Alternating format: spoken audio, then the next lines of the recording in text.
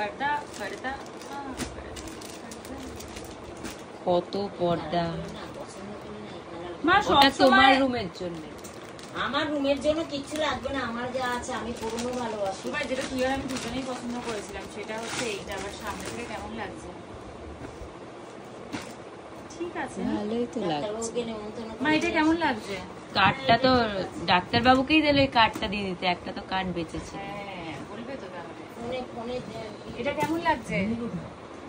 এটা কেমন লাগছে পর্দাটা? এটা সেই দামিটা?